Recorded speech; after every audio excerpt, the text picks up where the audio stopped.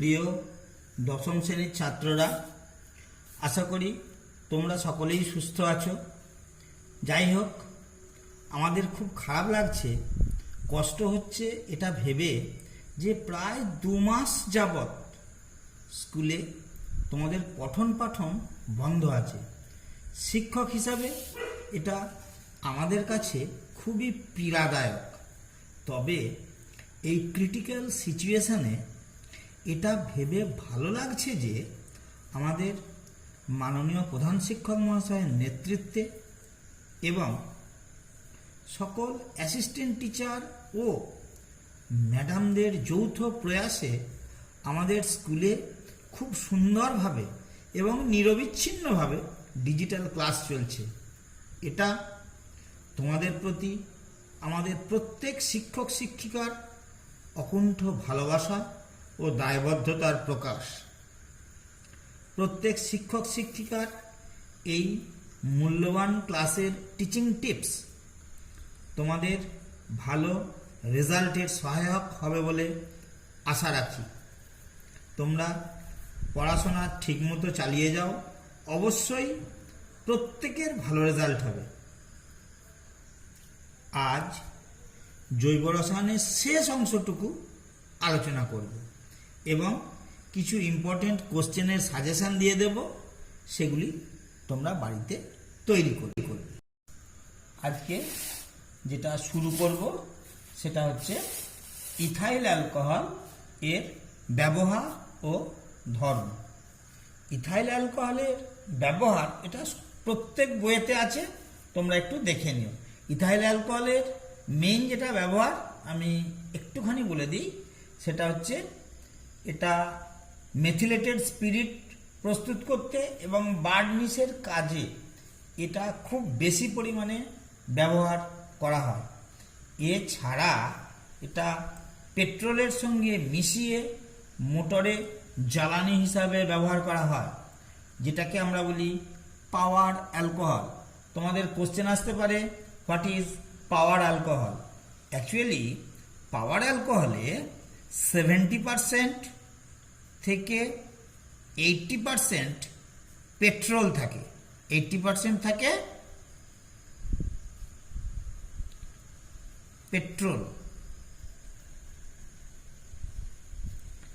এবং 20% থেকে 30% থাকে ইথাইল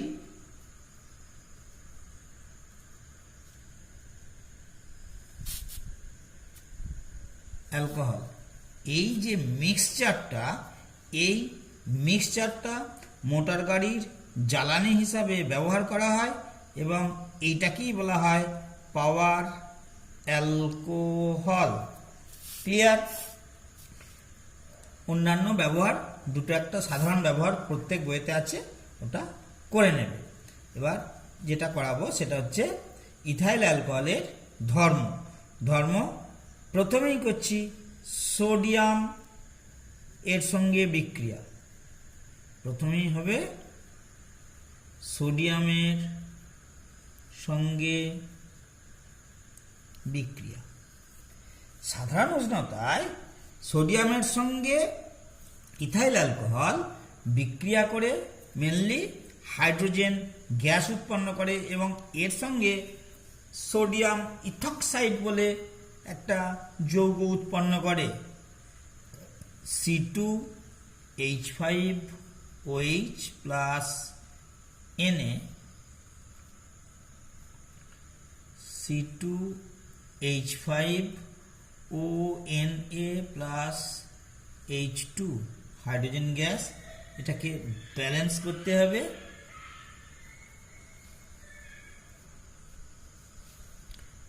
এটাকে বলে সোডিয়াম ইথক্সাইড। তাহলে কি হলো না, সাধারণ উষ্ণতায় সোডিয়ামের সঙ্গে বিক্রিয়ায় সোডিয়াম ইথক্সাইড যৌগ গঠন করে এবং হাইড্রোজেন গ্যাস উৎপন্ন করে। 2 নম্বর হচ্ছে নিরুদন বিক্রিয়া। নিরুদন বিক্রিয়া। This reaction is very very important, very very important. 170 degree Celsius উষ্ণতায় গাঢ় সালফিউরিক অ্যাসিডের বিক্রিয়ায় ইথাইল অ্যালকোহল থেকে এক অণু জল বেরিয়ে যায়। এক অণু জল অ্যাকচুয়ালি অপসারিত হয়। অপসারিত হওয়ার ফলে এটা কি করে না, এটা ইথিলিন উৎপন্ন করে। C2H5OH গাঢ় H2SO4 170 ডিগ্রি সেলসিয়াস টেম্পারেচারে C2H4 প্লাস H2O ইথিলিন। তাহলে কি হলো, 170 ডিগ্রি সেলসিয়াস উষ্ণতায় গাঢ় সালফিউরিক অ্যাসিডের বিক্রিয়ায় ইথাইল অ্যালকোহল থেকে এক অণু জল অপসারিত হয় এবং ইথিলিন উৎপন্ন করে। এরপরে আমরা যেটা করব সেটা হচ্ছে অ্যাসিটিক অ্যাসিডের ধর্ম ও ব্যবহার। এরপরে অ্যাসিটিক অ্যাসিড CH3COOH এর ধর্ম ও ব্যবহার। এর ব্যবহার প্রত্যেক বইতেই আছে, আবারও বলে দিচ্ছি। যেটা একটুখানি করতে হবে সেটা স্পেশাল, সেটা হচ্ছে হোয়াট ইজ ভিনিগার। ব্যবহার প্রত্যেক বইতে আছে, ব্যবহার প্রত্যেক বইতে যে কোনো বই থেকে করে নেবে, কোনো সমস্যা নেই। এখানে যে কোশ্চেনটা আছে সেটা হচ্ছে ভিনিগার কি। ভিনিগার হচ্ছে অ্যাসিটিক অ্যাসিডের লঘু যে জলীয় দ্রবণ, সেই জলীয় দ্রবণকেই আমরা ভিনিগার বলি। যেখানে অ্যাসিটিক অ্যাসিডের জলীয় দ্রবণ, সেই জলীয় দ্রবণে 4% থেকে 8% যে জলীয় দ্রবণ অ্যাসিটিক অ্যাসিডের, তাকে আমরা বলি ভিনিগার। এই ভিনিগার কিসে ব্যবহার করা হয়? মাংস সংরক্ষণে ব্যবহার করা হয়। এছাড়া আচার এবং চাটনি প্রস্তুত করতেও ব্যবহার করা হয়। আর কিসে ব্যবহার করা হয় অ্যাসিটিক অ্যাসিড? অ্যাসিটিক অ্যাসিড ব্যবহার করা হয় অ্যাসিটোন, অ্যাসিটিক অ্যানহাইড্রাইড, বিভিন্ন অ্যাসিটেট লবণ এবং ঔষধ প্রস্তুতিতেও অ্যাসিটিক অ্যাসিড ব্যবহার করা হয়। এরপরে আমরা করব অ্যাসিটিক অ্যাসিডের রাসায়নিক ধর্ম। রাসায়নিক ধর্মের 1 নম্বর রিয়াকশান হচ্ছে সোডিয়াম হাইড্রক্সাইডের সঙ্গে বিক্রিয়া বা NOOH এর সঙ্গে বিক্রিয়া।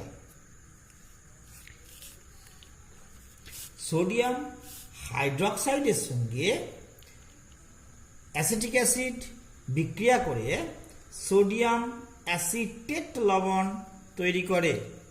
CH3COOH plus NaOH, CH3COONA plus H2O। এটা হচ্ছে সোডিয়াম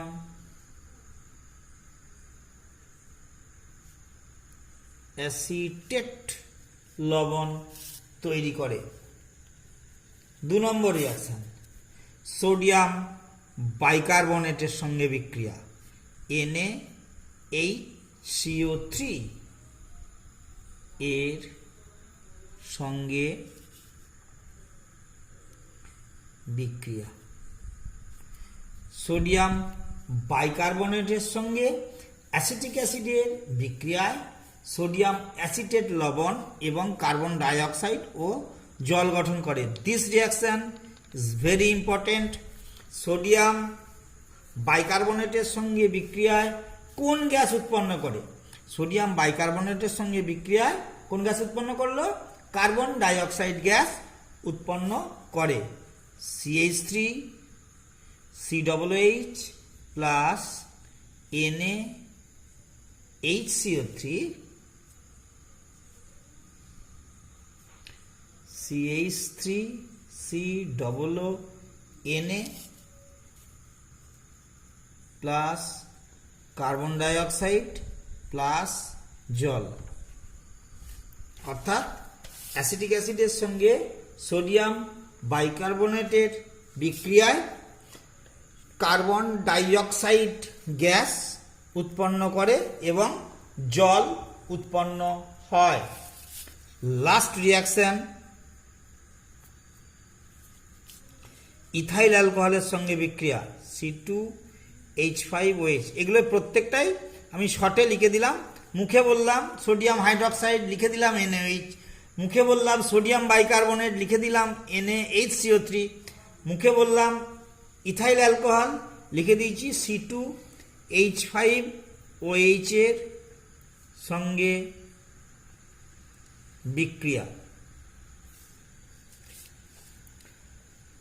গাঢ় সালফিউরিক অ্যাসিডের উপস্থিতিতে ইথাইল অ্যালকোহলের সঙ্গে অ্যাসিটিক অ্যাসিডের যে বিক্রিয়া হয়, এই বিক্রিয়ায় ইথাইল অ্যাসিটেট বলে একটা এস্টার উৎপন্ন হয়।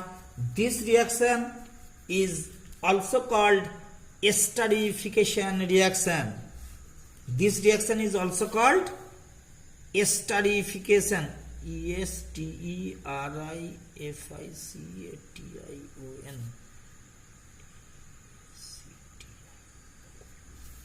তোমাদের বলে হোয়াট ইজ এস্টারিফিকেশন রিয়াকশন বা এস্টারিফিকেশন বিক্রিয়া বলতে কি বোঝো? তাহলে কি বলবে? গাঢ় সালফিউরিক অ্যাসিডের উপস্থিতিতে ইথাইল অ্যালকোহলের সঙ্গে অ্যাসিটিক অ্যাসিডের বিক্রিয়ায় ইথাইল অ্যাসিটেট এস্টার উৎপন্ন হয়। এই বিক্রিয়া কি বলবো? এস্টারিফিকেশন বিক্রিয়া। CH3COOH প্লাস C2H5OH গাঢ় H2SO4 CH3COO C2H5 plus H2O, এটা হচ্ছে ইথাইল অ্যাসিটেট। এরপরে লাস্ট যেটা আলোচনা করা হবে সেটা হচ্ছে মিথানল এবং ইথানলের ক্ষতিকর প্রভাব। প্রথমে যেটা আলোচনা করছি সেটা হচ্ছে ইথানল বা ইথাইল অ্যালকোহল এর ক্ষতিকারক প্রভাব। সাধারণভাবে আমরা ইথানলকে বলি অ্যালকোহল বা মদ। এই মদ যদি কেউ বা আমরা অল্প মাত্রায় পান করি তাহলে কি হবে না, এটা অ্যাকচুয়ালি শরীরকে কিছুটা উদ্দীপ্ত করে। আর নিয়মিতভাবে যদি কোনো মানুষ এই ইথানল বা ইথাইল অ্যালকোহল পান করে তাহলে তার এই মদের উপরে তার আসক্তি জন্মায় এবং মানুষ অ্যাকচুয়ালি মাদকাসক্ত হয়ে পড়ে। এই ইথাইল অ্যালকোহল যদি পান করা হয় তাহলে কিভাবে ক্ষতিটা হয় না, ইথাইল অ্যালকোহল পান করলে আমাদের মস্তিষ্কে যে রাসায়নিক পদার্থ আছে, ডোপামিন বলে একটা রাসায়নিক পদার্থ আছে, সেই ডোপামিনের পরিমাণটা বেড়ে যায়, যেটা মানুষকে সাময়িক আনন্দ দেয়। অতিরিক্ত পান করলে মেডুলাতে প্রতিক্রিয়া তৈরি করে এবং এর ফলে ঘুম আসে ও চেতনা হারায়। এরপরে আমরা আলোচনা করব মিথানল বা মিথাইল অ্যালকোহলের ক্ষতিকর প্রভাব। মিথাইল অ্যালকোহল বা মিথানল এর একটা নাম আছে। ইথানল বা মিথাইল অ্যালকোহলের অপর নাম হচ্ছে উড স্পিরিট। যেহেতু কাঠের অন্তর্ধূম পাতনের ফলে বাই প্রোডাক্ট হিসাবে অনেকটা মিথানল তৈরি হয়, সেই জন্যে মিথাইল অ্যালকোহলের অপর নাম হচ্ছে উড স্পিরিট। এটা পরীক্ষায় আসে, উড স্পিরিট কি? আচ্ছা, মিথানল একটা অত্যন্ত বিষাক্ত পদার্থ। এটা শরীরে নানা প্রকার ক্ষতি সাধন করে এবং বেশি পরিমাণে খেলে অ্যাকচুয়ালি মৃত্যু পর্যন্ত ঘটতে পারে। মিথানল মানুষের অপটিক নার্ভকে ক্ষতিগ্রস্ত করে অন্ধত্ব ঘটায়। ইথাইল অ্যালকোহলকে পানীয় হিসাবে বেশি ব্যবহার করা হয় বলে একে পানের অযোগ্য করে শিল্প ব্যবহারের উপযুক্ত করার জন্য এর সঙ্গে বিভিন্ন ধরনের বিষাক্ত পদার্থ মেশানো হয়, যেমন হচ্ছে মিথাইল অ্যালকোহল, ন্যাপথা, পিরিডিন। এই যে মিথাইল অ্যালকোহলযুক্ত যে ইথাইল অ্যালকোহল, মিশ্রিত ইথাইল অ্যালকোহল, সেই মিশ্রিত ইথাইল অ্যালকোহলকেই বলা হয় ডিনেচার্ড স্পিরিট বা মেথিলেটেড স্পিরিট। তাহলে মেথিলেটেড স্পিরিটের মেন কম্পোজিশন কি? মেন কম্পোজিশন হচ্ছে 90% হচ্ছে ইথাইল অ্যালকোহল এবং 10% মিথাইল অ্যালকোহল। তাহলে এটা ব্যবহার কোথায় না, মেথিলেটেড স্পিরিট মেনলি ব্যবহার করা হয় বিভিন্ন শিল্পে, বিশেষ করে পালিশের কাজে বা বার্নিশের কাজে এটা উত্তম দ্রাবক রূপে ব্যবহার করা হয়। এখানে 25টা কোশ্চেন আছে, মোট 50টা কোশ্চেন নিচ্ছি জৈব রসায়ন থেকে। আশা করি এই কোশ্চেনগুলো করলে ম্যাক্সিমামটাই কমন পেয়ে যাবে। এখানে আছে 20টা, মোট 45টা, 50টা কোশ্চেন দিলাম। এই কোশ্চেন দিলে আশা করি তোমরা 80% থেকে 90% চ্যাপ্টারের কোশ্চেন কমন পাবে। এরপরে আমি তোমাদের যে 50টা কোশ্চেন দিয়েছি, সেই 50টা কোশ্চেনের মধ্যে কিছু কোশ্চেন যেগুলো একটু শক্ত বলে আমার মনে হয়েছে সেগুলো একটুখানি আলোচনা করে দিচ্ছি। যেমন ধরো 9 নম্বর কোশ্চেনটা আছে, দেখো প্রপানল এবং প্রপানন এই যৌগদ্বয়ের মধ্যে কোন ধরনের সমবায়তা লক্ষ্য করা যায়। প্রথমে প্রপানলের স্ট্রাকচারটা করলে, যেহেতু এল, সুতরাং এখানে অবশ্যই কি গ্রুপ থাকবে? CHO group. তাহলে এটা হচ্ছে প্রপানলের স্ট্রাকচার, আর এটা হচ্ছে প্রপাননের স্ট্রাকচার। যেহেতু আনন, তাহলে কিটো গ্রুপ এখানে আছে, তাহলে সিও। তাহলে এটা হচ্ছে প্রপাননের স্ট্রাকচার। এখানেও দেখো যে টোটাল যে গঠন সংকেত সেটা হচ্ছে আণবিক সংকেত। সেই আণবিক সংকেত হচ্ছে C3H6O, 3 আর 2 5 রাখে 6, C3H6O। এখানেও দেখো আণবিক সংকেত C3H6O। তাহলে এটা হচ্ছে প্রপানন, এটা হচ্ছে প্রপানল।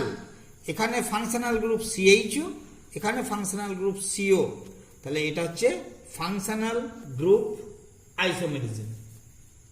এরপরে 10 নম্বর হচ্ছে CH3CH ডাবল বন্ড CH2। এই যৌগের IUPAC নামকরণ। IUPAC নামকরণে তোমাদের আগেই বলেছি যে যেখানে ডাবল বন্ড থাকবে সেই কার্বনের মাথায় লিস্ট নাম্বার হতে হবে, নিয়মে যা বলেছিলাম এর আগে সেই অনুযায়ী। তাহলে 1 2 3, যেহেতু 3টে কার্বন সেহেতু হচ্ছে প্রপ, তাহলে প্রপ ইন বা প্রপিন দুটোই লেখা যুক্তিযুক্ত, কোনোটাই অসুবিধা নেই। 13 নম্বর কোশ্চেন, নতুন ধরনের কোশ্চেন। এটা আসতে পারে, এই ধরনের কোশ্চেন আসতে পারে। এই ধরনের কোশ্চেন দেখে ঘাবড়ে যাওয়ার কোনো কারণ নেই। 2টি কার্বনযুক্ত একটা অসম্পৃক্ত হাইড্রোকার্বন একে 250 ডিগ্রি সেলসিয়াস উষ্ণতায় নিকেল চূর্ণের উপর দিয়ে পাঠালে সম্পৃক্ত যৌগ বি উৎপন্ন হয়। তাহলে এখানে অ্যাকচুয়ালি হাইড্রোজেনেশন রিয়াকশন হচ্ছে। তাহলে অ্যাসিটিলিন, যখন এটা ইথিলিন, এটা হচ্ছে ইথিলিন। এই ইথিলিনকে যদি আমি হাইড্রোজেনেশন রিয়াকশন করি তাহলে এটা সম্পৃক্ত যৌগ হয়ে যাবে ইথেন।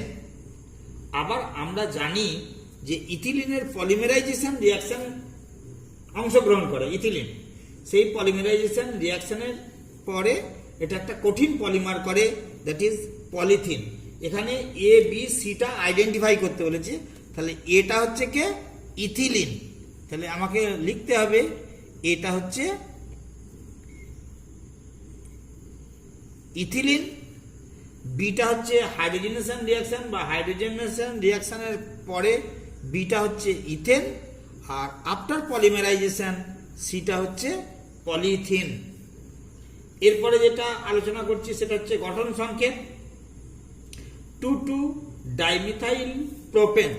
প্রোপেন মানে বুঝতেই পারছো যে তিনটে কার্বন আছে, তিনটে কার্বন যুক্ত চেন, তাহলে 1 2 3। আর 2,2 ডাইমিথাইল মানে 2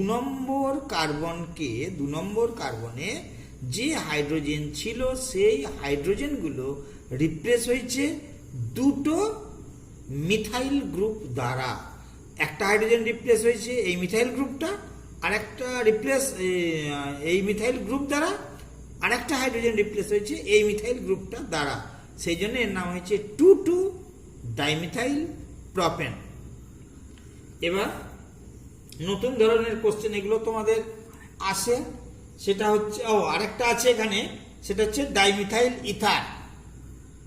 ডাইমিথাইল ইথার, তাহলে ইথার গ্রুপ মানে হচ্ছে ও ডবল বন্ড, দুদিকে দুটো বন্ড, আর দুটো মিথাইল গ্রুপ, তাহলে ডাইমিথাইল ইথার। এখন নতুন যে কোশ্চেনগুলো, নতুন ধরনের যে কোশ্চেন আসছে সেগুলো হচ্ছে পরিবর্তন করো বা রূপান্তর করো অ্যাসিটিলিন থেকে ইথেন। তাহলে অ্যাসিটিলিন থেকে ইথেন করতে গেলে প্রথমেই অ্যাসিটিলিন থেকে ইথেন করতে গেলে এটা হচ্ছে hydrogenation reaction. Hydrogenation reaction platinum বা প্যালাডিয়াম অনুঘটক অথবা নিকেল চূর্ণ দিতেও পারো, সেক্ষেত্রে 250 ডিগ্রি সেলসিয়াস টেম্পারেচার উল্লেখ করতে হবে। আর সাধারণ তাপমাত্রায় যেটা হবে সেটা হচ্ছে প্লাটিনাম বা প্যালাডিয়াম অনুঘটক দ্বারা। তাহলে অ্যাসিটিলিন হাইড্রোজেনেশন রিয়াকশন বা হাইড্রোজেন সংযোজন করে প্রথমে হবে ইথিলিন, তারপরে আবার হাইড্রোজেনেশন রিয়াকশন বা হাইড্রোজেন সংযোজন করে এটা পরে পরিবর্তিত হবে ইথেনে। নেক্সট কোশ্চেন যেটা আলোচনা করব সেটা হচ্ছে 27 নম্বর কোশ্চেন, 3 কার্বন যুক্ত অ্যালকাইন। অ্যালকাইন মানেই বুঝতে পারছো যে আইন যোগ হয় যেখানে কার্বন কার্বন ট্রিপল বন্ড থাকে। তাহলে অ্যালকাইন 1 2 3, 3 কার্বন যুক্ত বলেছে, যেহেতু 3টে কার্বন সুতরাং এটা হচ্ছে প্রপ আইন বা প্রপাইন।